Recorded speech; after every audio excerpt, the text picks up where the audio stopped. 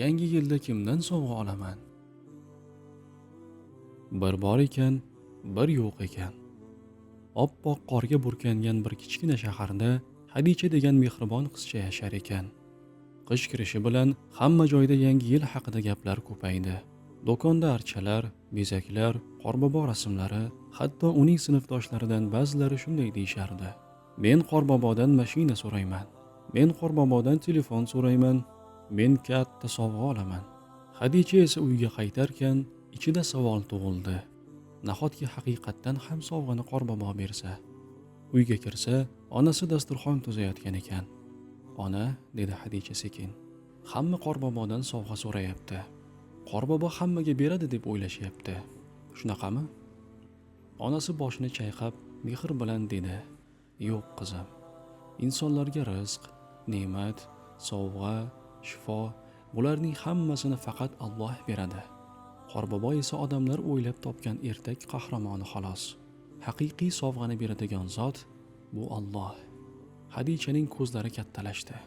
Unda nega odamlar qorbobodan so'raydi? Chunki ular shuni to'g'ri deb bilishadi.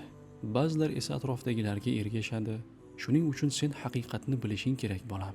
Qorbobo emas, Alloh har bir bolaga rizq beradi. Ertasi kuni kechqurun deraza ortida salyutlarning ovozi eshitildi. Pa, pa, pa deb uchib ketdi osmonda rangli yoritgichlar. Hadicha cho'chib ketdi. Onasi unga tushuntirdi. Mana shularning ichida qancha bola qo'rqadi, qancha bolalar jarohatlanadi, qo'llari kuyadi. Bu yomon, zarar.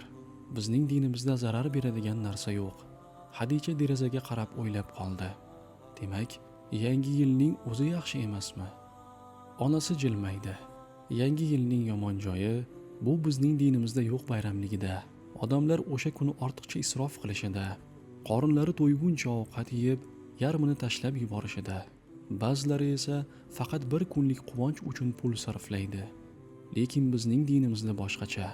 Ihson qilish, muhtojlarga yordam berish, sadaqa berish, qurbonlik qilish, har kuni oxirat uchun savob yig'ish.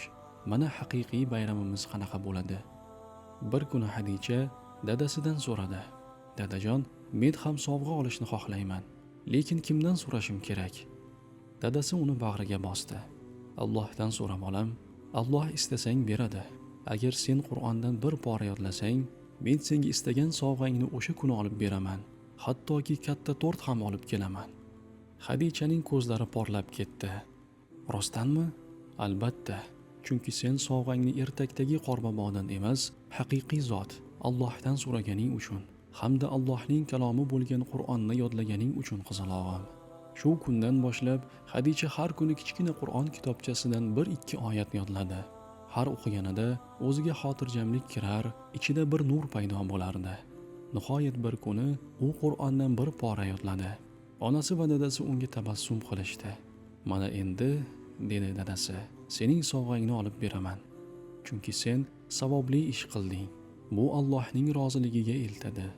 Dadasi unga ko'pdan beri xohlagan chiroyli kitobni va katta shirin tort olib keldi. Hadicha tortni ko'rib, quvonchdan sakrab ketdi. O'sha kechasi Hadicha dudoqlarini qimirlatib duo qildi. "Allohim, menga bergan hamma ne'matlaring uchun rahmat. Meni faqat senga ishonadigan, senga suyanadigan insonlardan qil." Va u o'sha kundan boshlab bilar edi.